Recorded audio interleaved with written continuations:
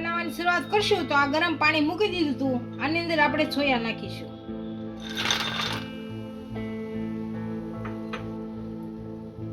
આને આપણે હવે 20 થી 30 મિનિટ સુધી ઢાંકીને મૂકી દઈશું.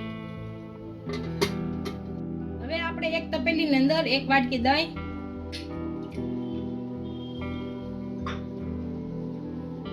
ધાણા જીરું પાવડર,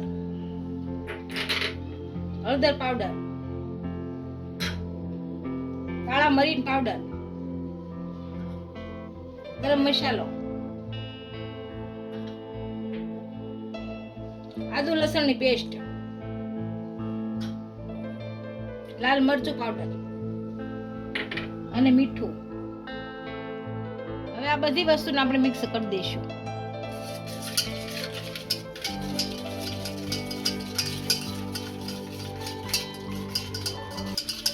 અંદર થોડુંક પાણી નાખીશું.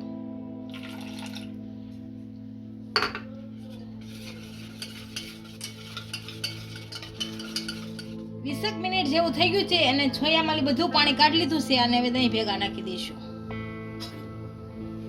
અને બધાને આમાં નાખી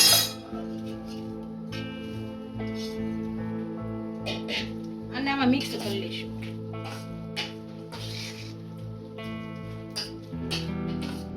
આની અંદર આપણે થોડો કોર્નફ્લોર નાખીશું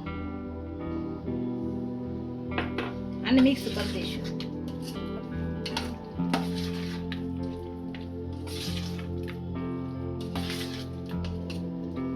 આપણું તેલ ગરમ થઈ ગયું છે. આની અંદર હવે છોયા નાખી દઈશું.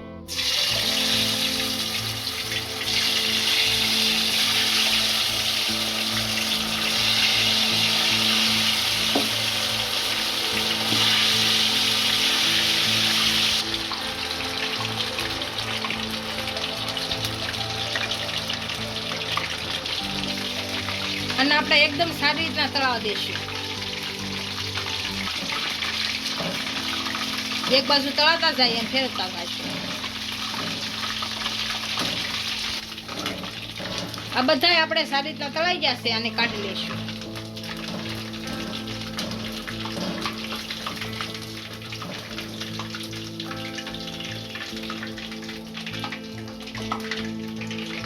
આ જ રીતના બધા તળી લઈશું.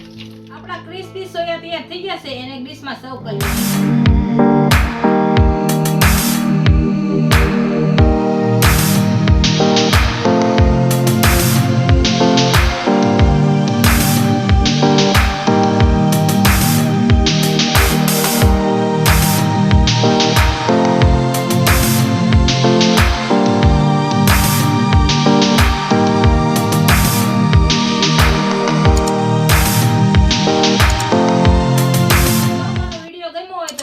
લાઈક કરી દેજો. ઇન્સ્ટાગ્રામ અને ફેસબુક પર ફોલો કરી દેજો. મળીએ નવા વિડીયો સાથે.